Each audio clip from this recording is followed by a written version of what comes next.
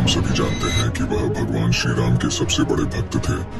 उन्होंने अपना पूरा जीवन श्री राम की सेवा में बिता दिया। सभी लोगों को यह बात पता होगी कि हमारे प्यारे हनुमान जी ब्रह्मचारी हैं, लेकिन क्या आपको पता है कि हनुमान जी का एक बेटा भी था? ये बात आपको हैरान कर देगी।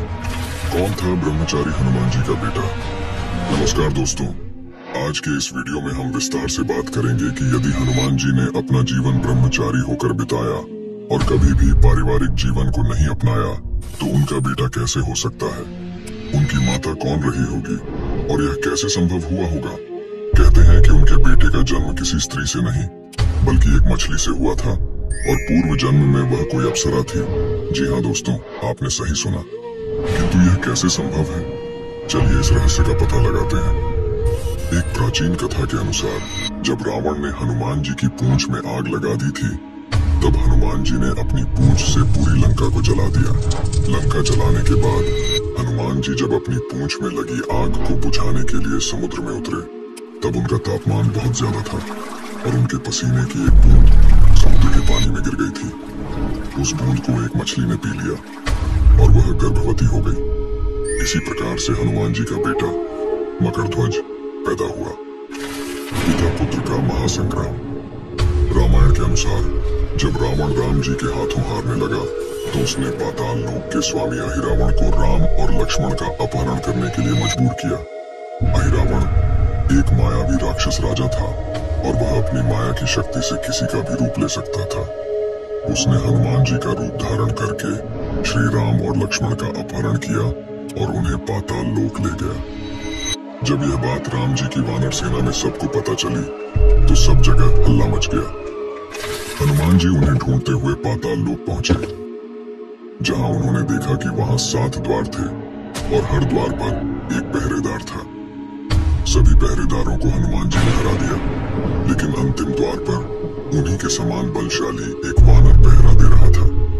वह वानर दिखने में एकदम हनुमान जैसा लग रहा था। यह देखकर हनुमान जी को आश्चर्य हुआ। उन्होंने जब उस वानर से परिचय पूछा तो उसने अपना नाम मकरध्वज बताया और अपने पिता का नाम हनुमान बताया।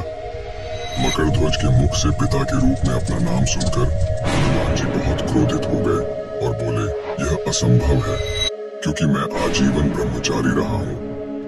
हनुमान का परिचय पाते ही मकरध्वज उनके चरणों में गिर गया और उन्हें प्रणाम कर अपनी उत्पत्ति की कथा सुनाई। यह सब सुनकर हनुमान जी ने मकरध्वज को अपने गले से लगा लिया और मान लिया कि वह उनका ही पुत्र है, लेकिन यह कहकर कि वह अभी अपने प्रभु श्री राम और लक्ष्मण को लेने आए हैं। जैसे ही द्वार की ओर बढ़े वैसे ही मकरध्वज उनका मार्ग रोकते हुए बोला, पिताश्री, यह सत्य है कि मैं आपका पुत्र हूँ, लेकिन अभी मैं अपने स्वामी की सेवा में हूँ, इसलिए आप अंदर नहीं जा सकते।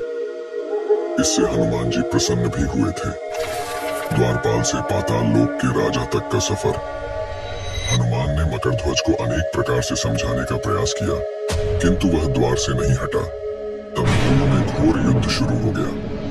देखते ही देखते हनुमान जी उसे अपनी पूंछ में बांधकर पाताल में प्रवेश कर गए। हनुमान सीधे देवी मंदिर में पहुंचे, जहां अहिरावण राम लक्ष्मण की बलि देने वाला था। हनुमान जी को देखकर चामुंडा देवी पाताल लोक से प्रस्थान कर गई।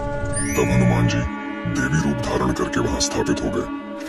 कुछ देर के बाद अहिरावण वहां आया और पूजा अर्चना करके जैसे ही उसने राम लक्ष्मण की बलि देने के लिए तलवार उठाई, वैसे ही भयंकर गर्जन करते हुए हनुमान जी प्रकट हो गए और उसी तलवार से अहिरावण का वध कर दिया। सुनने में ये आपको KGF मूवी के सीन जैसा लग रहा होगा, पर यही सच है। क्या पता KGF वालों ने खुद हमारे प्यारे हनुमान जी से प्रेरणा ली हो।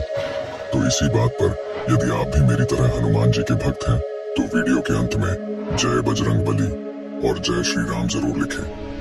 तो जब हनुमान ने राम लक्ष्मण को बंधन से मुक्त किया, तब श्री राम ने पूछा, हनुमान, तुम्हारी पूंछ में यह कौन बंधा है? बिल्कुल तुम्हारे समान ही लग रहा है, इसे बंधन मुक्त कर दो। हनुमान ने मकरध्वज का परिचय देकर उसे बंधन मुक्त कर दिया। मकरध्वज ने श्री राम के समक्ष सिर झुका लिया।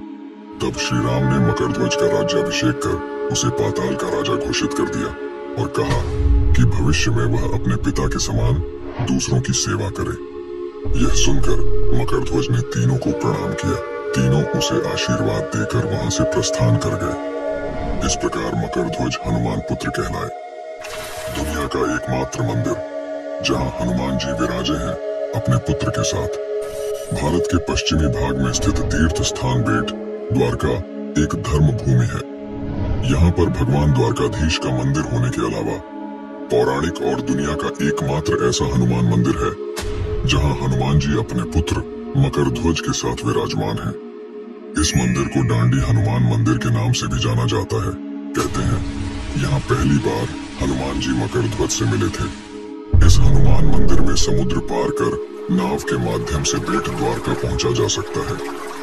यहाँ रोज ही हजारों भक्त दर्शन के लिए पहुंचते हैं। यहाँ हमेशा रामधुन की आवाज सुनाई देती रहती है।